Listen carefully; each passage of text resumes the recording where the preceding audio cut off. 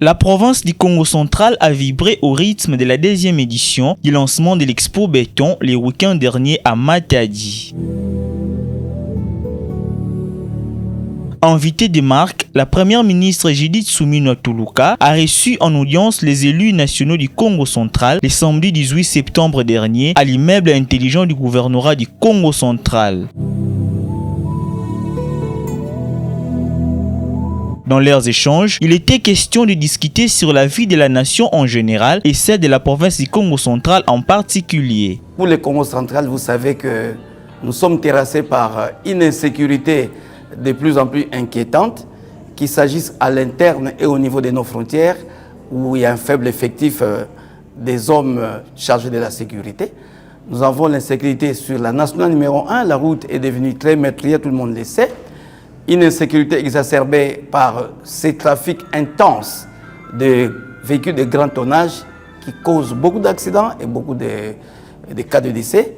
Aussi, ces trafics routiers qui devaient être atténués par la réhabilitation du chemin de fer de nos deux ports, le port de Matadi et de Boma. L'honorable député national Pierre Ntsumbumuntu Kalavo, président du caucus des élus nationaux du Congo central, a évoqué les problèmes liés à l'autosuffisance de la province, orpheline des redevances qui lui doit revenir. Sous d'autres cieux, dans d'autres provinces que nous connaissons, ces provinces vivent des redevances de leurs minéraux que Dieu a donnés à leur sous-sol. Nous avons le pétrole qui justifie même le ministère des hydrocarbures. Le pétrole de Mwanda, le Congo central ne se retrouve pas. Et nous avons indiqué à notre Premier ministre que les caucus députés Congo qui travaillent dans la cohésion avec toutes les institutions nationales et provinciales, nous voulons voir clair dans ces domaines de pétrole. Le cas de l'OEBK, je vais vous scandaliser, il faut le dire clairement. L'OEBK ici, le pont Maréchal, il n'y a aucun franc depuis plus d'années, aucun dollar n'est donné à la province. Mais au niveau du cabinet des transports, ils reçoivent de l'argent. Disons-le clairement, c'est une injustice à réparer. Nous avons notre barrage d'Inga, situé au Congo central. Mais le Congo central a des poches noires. Je pense qu'on devait revoir la desserte en électricité à la hausse. Ce n'est que justice.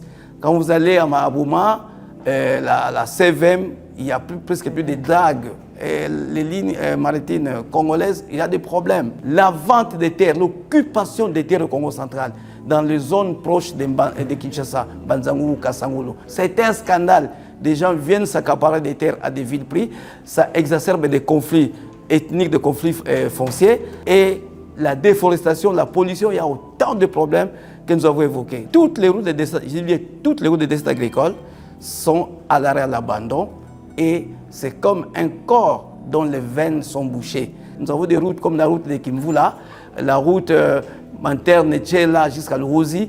Nous voulons que ces routes-là, la route de Kimpangu, dont le contrat a déjà été signé depuis mai 2023, eh bien, le président a posé la première pierre pendant la campagne électorale. Nous souhaitons que ces contrats-là, qui a été signé entre un consortium portugais et chinois et le gouvernement congolais, que cette route-là connaissent le début des travaux. Malheureusement, dans les grands projets qui sont au Congo central, le péage, qui est une initiative de la province, qui était d'abord, dont les recettes étaient destinées à réhabiliter, moderniser notre route nationale numéro 1, et même à travailler sur les routes de dessertes agricoles, ces péages-là, on ne voit rien. Nous devons tirer cette affaire-là au clair.